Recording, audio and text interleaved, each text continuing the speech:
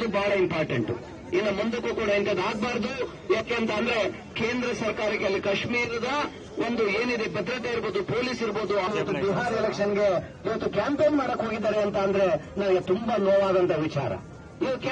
ಇವತ್ತು ನಾವು ಈ ಕ್ಯಾಂಡಲ್ ಮೋಂಬತ್ತಿ ಒಂದು ಮಾರ್ಚ್ ನಾವೇನ್ ಮಾಡ್ತಾ ಇದೀವಿ, ಅವರ ಆತ್ಮಕ್ಕೆ ಶಾಂತಿ ಸಿಗಲಿ. ಇವತ್ತು ಇಡೀ ದೇಶ ಆ ಫ್ಯಾಮಿಲಿ ಜೊತೆ ಇದೆ, ಇಡೀ ಜನ ಇವತ್ತು ಆ ಫ್ಯಾಮಿಲಿ ಜೊತೆ ಇದ್ದಾರೆ. ಅದರಿಂದ ಅವರಿಗೆ ಆದಂತ ನೋವನ್ನ ಭರಿಸುವಂತ ಒಂದು ಶಕ್ತಿನ ಆ ದೇವರು ಕೊಡಬೇಕು ಅಂತ ನಾವು ಇದರಲ್ಲಿ ಎಲ್ಲರೂ ಕೂಡ ಇದರಲ್ಲಿ ನಾವು ಕೇಳ್ಕೊಳ್ತೀವಿ. ಇಲ್ಲಿ ನಮ್ಮ ಜಿಲ್ಲಾಧ್ಯಕ್ಷಗಳು 5 ಜನ ಜಿಲ್ಲಾಧ್ಯಕ್ಷಗಳು ಮತ್ತೆ ಪದಾಧಿಕಾರಿಗಳು, ನಮ್ಮ ಎಲ್ಲಾ ಬ್ಲಾಕ್ ಪ್ರೆಸಿಡೆಂಟ್ಗಳು, ಮಹಿಳಾ ಕಾಂಗ್ರೆಸ್, ಎನ್ಎಸಿ, ಯೂತ್ ಕಾಂಗ್ರೆಸ್ ಎಲ್ಲಾ ವಿಂಗಗಳು ಕೂಡ, ಎಲ್ಲಾ ಸದಸ್ಯರುಗಳು ಕೂಡ ಇಲ್ಲಿ ಇವತ್ತು ಬಂದಿದ್ದಾರೆ. ಅವ್ರಿಗೆಲ್ಲರೂ ಕೂಡ ನಾನು ಧನ್ಯವಾದ ಹೇಳ್ತೀನಿ.